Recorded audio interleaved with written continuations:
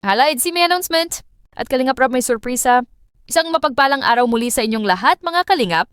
May sa vlog na ito ay may nakaka-excite na pangyayari na dapat natin malaman. Kaya tara, samahan niyo ako at ating alamin ang mga bagay na ito. Kung ating mapapansin ay hindi na nakapag-vlog si Kalingap Rob sa kanyang main channel at wala ni isang love team ang kanyang binalikan.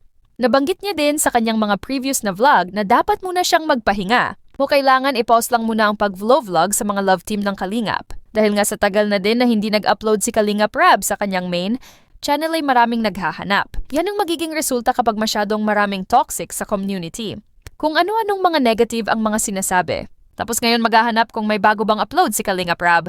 Ang EDC ay marami din ang naghahanap sa kanila. Sino ba naman ang hindi sila mamimiss? Ay sobrang nakakakilig ang kanilang mga moments. Yung para bang lalanggamin sa sobrang tamis. Nakakabilib din talaga ang pinapakitang pagrespeto ni Edu kay VNC. Kaya masasabi ko na kung sakali man na sila talaga ang magkatuluyan, hindi malabo na magiging maganda ang kanilang future. Pero ngayon, dapat ay unahin muna ni VNC ang pagpokus sa kanyang pag-aaral. Kasi kapag nakapagtapos na siya, madali na lang para sa kanya ang humanap ng magandang trabaho. Total si Edu na riyan lang naman palagi at nakasuporta sa kanya. Sa isang live ay muling nagkasama sila Edu at VNC. Halata na talagang na-miss nila ang isa't isa. Makikita natin sa mga kilos nila. Kahit sa mga mata ay makikita at mapapansin natin na sobrang na-miss nila ang bawat isa. Meron din silang sinabi sa isang maiksing video na ating ipapakita. Narito ang video, panuorin natin. Let's go. Tsaka po ang EDC next year nyo na uli makikita sa live selling namin. Ay, grabe. After this night, next year na po ulit. Sige na po, abang maano pa. Ngayon lang kami pa rin makikita. Oh. Lain nyo na, guys. Lain nyo na para sa NC, guys. Live viewers.